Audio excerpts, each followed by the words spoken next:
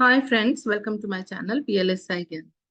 Friends, in this session we will discuss about one of the most common and widely used protocol, that is I2C protocol.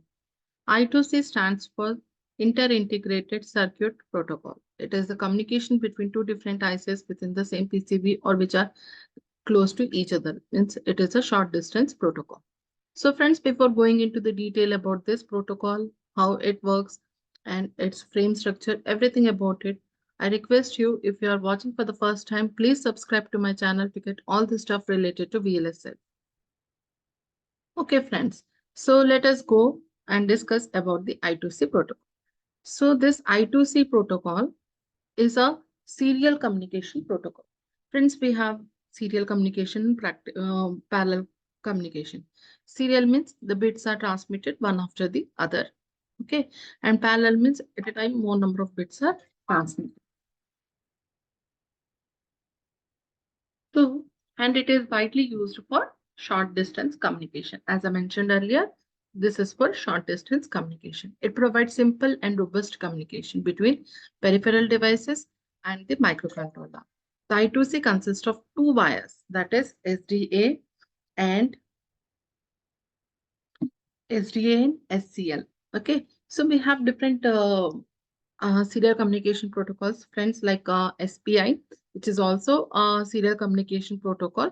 But what is the difference between these SPI and I2C is that I2C uses only two lines, that is SDA and SCL.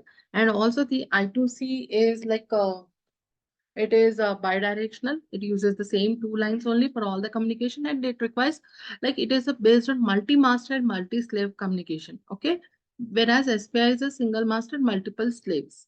Okay. Single master and multiple slaves. Whereas this I2C, you can have multiple masters and multiple slaves and only two wires. So less complex. Okay. So I2C works basically on two wires, needing only two wires, that is the serial data line and the serial clock line. So data is transmitted over the data line, serial data line, and clock is used for controlling and synchronization. Okay. So the protocol supports multiple target devices on communication bus and can also support multiple controllers that send and receive commands and data. Like it is multiple slave and multiple master, multi-slave, multi-master communication, right? I2C is used to establish communication between two or more ICs. Hence, it is called inter-integrated circuit. We can communicate between two ICs. That is the name. That is why it is given the name inter-integrated circuit. It is a half duplex communication. Friends, what is half duplex? Half duplex means you can have the communication only at one side. Like you cannot have read and write both happening at the same line. It is like you have a single wire.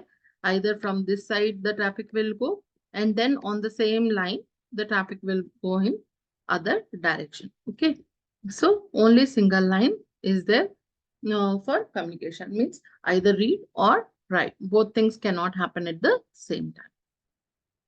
I2C supports multi-master, multi-slave. It is a two-wire protocol. As already discussed, it is a multi-master, multi-slave, and it is a two-wire protocol, right? And when we talk about all the main points about the I2C, we can say that it is used for moving the data simply and quickly from one device to the another, right? Because only two wires are required and you can transmit the data serially. And it is a serial interface. It is synchronous. Why it is synchronous? Because we have a clock over here, and that is serial clock line, SCL. And it is bidirectional. So you can transmit from master to slave and slave to master. Okay. Both the directions, the data can be transmitted and received. So I2C is a synchronous protocol. Why it is a synchronous protocol? The reason is that it is having a clock, that is serial clock line. Okay. The clock signal controls when the data is changed or written and when it should be read. And since I2C is synchronous, the clock rate can vary, unlike the asynchronous RS-232 style communications. Okay. So here the clock rate can vary. So I2C is a master-slave protocol. The master device controls the clock. The slave device may hold the clock low to prevent the data transfer. The slave, if it is busy or if it doesn't want to receive the data or transmit the data at a particular moment of time, so it may hold the clock low to prevent data transfer. Okay. No data is transferred unless a clock signal is present, right? All devices are controlled by the master clock. So master device controls the SCL, starts and stops the data transfer, controls addressing of other devices. Slave device addressed by the master. It is the device which is addressed by the master. And both are called transmitter and receiver because both can transmit and receive. So master or slave can both be a master transmitter and a receiver. Master master transmitter sends data to the slave receiver, and master receiver requires data from the slave transmitters. So that is nothing but both way the communication is possible. When you see, you have a master and you have multiple slave. So this is the picture of a single master, multiple slave. So you can see that they are connected through two common lines, that is SDA and SCL. So the concept is very simple. The master will be sending a start bit and the address. So whoever the slave is having that address which matches with the slave's address, it will be sending one acknowledgement, and then the data is transmitted. Like before that, they will see that whether it is a read or write. Okay. So whether who is going to transmit, read or write means which device is going to transmit and which device is going to receive. Then, then the data is transmitted, and after every 8 bits of data transmitted, you will get an acknowledgement. So how the master slave transaction takes place? Again, the master device issues a start condition. The condition informs all the slave devices to listen on the serial line for instructions. Okay. When the master issues a start condition, it is a condition which is given on the bus. So when this condition is observed, all the slaves must listen to the bus. Okay. The master device sends the address to the target slave device and read write flag. Okay. Device address and the read write means whether it has to be a read operation or a write operation. That information along with the address is sent by the master. The slave device with the matching address responds with the acknowledgement signal.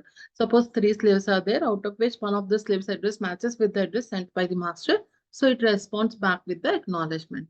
Communication proceeds between the master and the slave on the data bus. Both the master and slave can receive or transmit data depending on whether the communication is a read or write. Okay.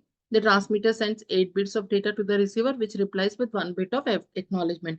Every time 8 bits of data is transmitted, and if the master is transmitting, then the slave will respond with an acknowledgement, and vice versa. When the communication is complete, the master issues a stop condition indicating that everything is done now. Okay. So this is how the I2C works. So this is in form of a frame. So the above whatever we have studied is nothing but is here. See, this is the I2C frame format. This is the start. Start condition is nothing but the SDA line goes from high to low. Okay. And then you can have the slave address. The slave address can be 7-bit or 10-bit, depends upon the system which we are using. Then you have a write bit and read bit, whether it is write or read. Okay. And then the data, these 8 bits of data which are indicated in the orange is nothing but the data bits. Okay. After every 8 bits, you have an acknowledgement. So if there is any failure in the data transmission, then same data will be transmitted again, right? So like that, the data are continuously, the data is sent and acknowledgement is sent. And at the end, if particular communication is complete, that time it will send with a stop bit. Stop bit is nothing but the condition where the SDA line goes from low to high. So this is the main thing that you have to remember. That is, the start bit is nothing but the SDA line goes from high to low. And then you have the slave address. And here it is from low to high. Okay. And in between, you have the acknowledgements after every 8 bits. So friends, this is how our I2C works. And this is a brief description. I'm not going into the detail about the registers and all. So I hope that this made it clear the basic working principle of I2C. So please share this video among your friends.